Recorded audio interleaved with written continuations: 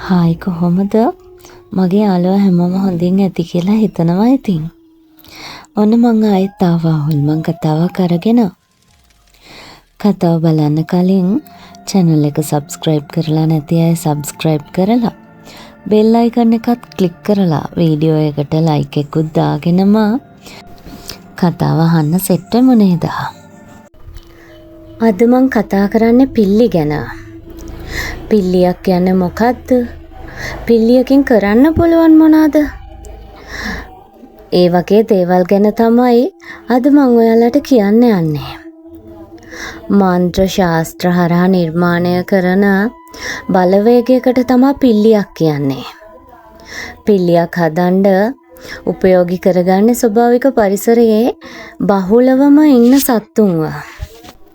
පැරණි ගුප්ත ශාස්ත්‍රවල විතරක් නෙවෙයි මලයාලම් භූත ශාස්ත්‍රවලත් මේ පිල්ලියවීම බහුලව දකින්න පුළුවන්.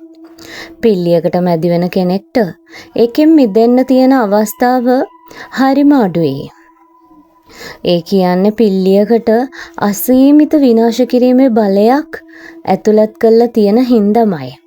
සාමාන්‍ය කොඩි විනයකට වඩා සංකීර්ණ වෙන පිල්ලියක් නිර්මාණය කරන්න යකදුරෙක් ඉදිරිපත් වෙන්නේ ඒ හතුරාව විනාශ කරන්නම හිතාගෙනයි. අපේ රටේ ඉතිහාසයේ පිල්ලිත් එක්ක බැඳිච්ච පිල්ලි වලින් මියගිය බොහෝ ප්‍රසිද්ධ චරිත ගොඩක් තියෙනවා. මම අද කියන්නම් පිල්ලි වර්ග මොනවාද කියලා.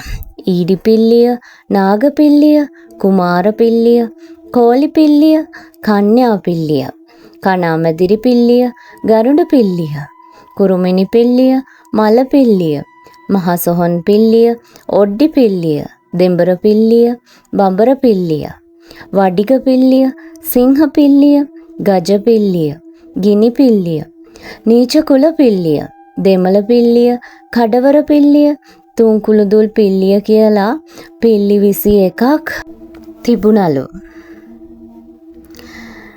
මට මතකයි අපේ තාත්තේ ඒ කාලේ කියනවා අපේ සීයාටත් මේ පිල්ලියක් තිබිලා තියෙනවා. භයානකම දේ තමයි මේ පිල්ලි තියෙන මිනිස්සු ඒ කියන්නේ ගුරුන් වහන්සේලා අනිවාර්යයෙන්ම අවුරුද්දකට සැරයක් මේ පිල්ලියට මිනිස් බිල්ලක් දෙන්න ඕනෙලු. ඉතින් ඒක එච්චර හොඳ වැඩක් නෙවෙයි කියලා දන්න හින්දාම සීයා මිය දෙන්න ටික දවසකට කලින් අපේ තාත්තිලාට කිව්වලු මේ පිල්ලිය ගිහිල්ලා මුහුදට විසි කරන්න කියලා. මොකද පිල්ලියේ අයිතිකාරයාට විතරයි පුළුවන් පිල්ලිය පාවිච්චි කරන්න. එහෙම නැතිනම් වෙන කෙනෙක් ඒකට අණ දෙන්න ගියොත් එහෙම ඊට පස්සේ වෙන්නේ ඒ පුද්ගලයාගේ පරම්පරා 7ක් විනාශ වෙන එකලු. මම දැන් කියන්නම් පිල්ලියක් ගන්නෙ කොහොමද කියලා. මම මේ කියන්නේ සොහන් පිල්ලිය. එහෙම නැත්නම් මල පිල්ලියක් කොහොමද අපි ළඟට අරගෙන ඒ වගේම වැඩ කරගන්නේ කියලා. අත්හදා බලන්න උත්සාහ කරන්න එපා. මේවා පරණ ක්‍රම. ඒවා දන්නේ පරණ ගුරුන් වහන්සේලා. ඒවට තව විවිධ පූජා ක්‍රම තියෙනවා. ඒවා හරහා තමයි මේ දේවල් ගොඩනැගිලා තියෙන්නේ. නිකමටවත් උත්සාහ කරලා බලන්න එපා ඒක නිසා. ගොඩක් වෙලාවට මේ ගුරුන් වහන්සේලා හොයාගන්නවා ඉස්සෙල්ලාම තුන්කුළුඳුල් හරි නෑඹුල්ව හරි මියගිය කෙනෙක්ගේ සොහොනක්. හරියටම මියදුණු දවසට පහුවදාම වලදාපු අලුත් සොහොනක්. අවශ්‍ය කරන බඩු බාහිර ආදියත් අරගෙන මේ සොහොනට ගිහිල්ලා මේ සොහොන හාරනවා. හාරලා මිනි පෙට්ටිය ඇරලා මිනිය උඩින් නිදා ගන්නවා. මිනිය උඩින් නිදාගත්තට පස්සේ ගුරුන් වහන්සේ S2 පියාගෙන මතුරන්න පටන් ගන්නවා. එයාගේ ළඟම තව ගුරුන් වහන්සේ කෙනෙක් ඉඳලා තවත් ගාථා වගේක් මතුරන්න පටන් ගන්නවා. මේ විදිහට ගොඩක් රෑබෝ වෙලා ඊට පස්සේ මධ්‍යම රාත්‍රිය විතර වෙනකොට එතෙන්ට එක එක අවතාර එන්න පටන් ගන්නවා. එක එක බිලි දෙන්න අවශ්‍ය වෙනවා. කුකුල් බිලි අනම් මනම් ඒ වගේ දේවල්. මේ එක එක බිල්ලවල් දීලා ඉවරුණාට පස්සේ අර මැරුණු මිනිසයාගේ ආත්මය ගුරුන් වහන්සේට වැහෙන්න පටන් ගන්නවා. ඒ වැහුණාට පස්සේ එයා එකපාරටම කෑ ගහගෙන ඇහැරෙනවා. ඒත් එක්කම මේ ගුරුන් වහන්සේගේ දිව අඩියක් දෙකක් විතර දිගට දික් වෙනවලු. ඒත් එක්කම අනිත් ගුරුන් වහන්සේ ඇවිල්ලා කඩුවක් අරගෙන අර දිව මුදුනෙන්ම කපලා දානවලු.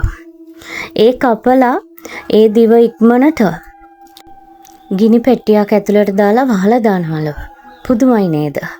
අච්චර අඩි එකමාරක් දෙකක් විතර දිග කොහොමද ගිනි පෙට්ටියක් ඇතුළට දාලා වහලා දාන්නේ කියලා. ඒත් ඒක තමයි ඇත්ත. ඒක තමයි පුදුමය කියන්නේ. ඊට පස්සේ මේ මල සොහොනෙන් ඉක්මනටම මෙයාලා පිටත් වෙන්නේ අර සොහොන් බිම වහලා දාලා. ඊට පස්සේ මෙයාලා මේ පිල්ලිය අරන් ගිහිල්ලා තවත් ජීවම් කරනවා. මන්ත්‍ර මතුරනවා. ඊට පස්සේ Tamanට අවශ්‍ය කරන වැඩ කරගන්න මේ පිල්ලිය යොදා ගන්නවා. ඒ කියන්නේ Tamanට කාගෙන් හරි පලි ගැනීමට අවශ්‍යතාවයක් තියෙනවා නම් එයාලා ඒ පිල්ලිය ඇරලා පිල්ලියට වැඩක් පවරනවා. අහවල් දවසේ අහවල් තැන ඉන්න අහවල් කෙනාව පිල්ලට ගන්න කියලා. කොහොම නමුත් මේ පිල්ලි වලින් වැඩ ගන්න මිනිස්සුන්ට අවුරුද්දක් පාසා මේ පිල්ලියට බිල්ලක් දෙන්න අවශ්‍ය වෙනවා. අන්න ඒ හේතුව හින්දාම සමහර වෙලාවට පිල්ලි වලින් වැඩ ගන්න මිනිස්සු පිල්ලි ළඟ තියාගන්න බයයි. මොකද Tamanට තරහකාරයෙක් හිටියේ නැත්තම් පිල්ලියට කාවද බිලි දෙන්නේ කියලා හිතා ගන්න බැරි හින්දාම. ඒත් මේ පිල්ලිය අනිත් පැත්තට කැරකුණොත් එහෙම Tamanට වගේම තමන්ගේ પરම්පරා 7ක් විනාශ වෙන බවත් මේ ගුරුන් වහන්සේලා දන්නවා. ඒක හින්දා හරි විදිහට පිල්ලිය විනාශ කරන්නත් එයාලා උත්සාහ ගන්නවා. ඒත් ඉතින් මේ පිල්ලියක් මේ විදිහට ගත්තට පස්සේ ඒක විනාශ කරන්න බැහැලු. අපේ සීයාත් කියලා තියන්නේ එයා මිය යන්න කලින් දවස් 3-4කට කලින් පිල්ලිය බෝතලයකට දාලා ඈත මුහුදට විසික් කරලා එන්න කියලාලු. මොකද ඒක තව කෙනෙක්ගේ අතට ගියොත් ඒ මිනිස්සයාගේ પરම්පරා 7ක් වගේම සියලාගේ પરම්පරා 7කුත් විනාශ වෙන හින්දා. ඉතින් අද කතාව ඔන්න ඔච්චරයි. ඔයාලට හිතන දේ කමෙන්ට් එකක් දාගෙන යන්න. චුට්ටක් වෙනස් කරා. කමක් නැහැ නේද? එහෙනම් ඉතින් මං ගිහින් එන්නම් පරිස්සමට ඉන්න. ආයෙත් ඉක්මනට එන්නම් හොල්මන් කතාවක් අරගෙන. පරිස්සමෙන් ඉන්න.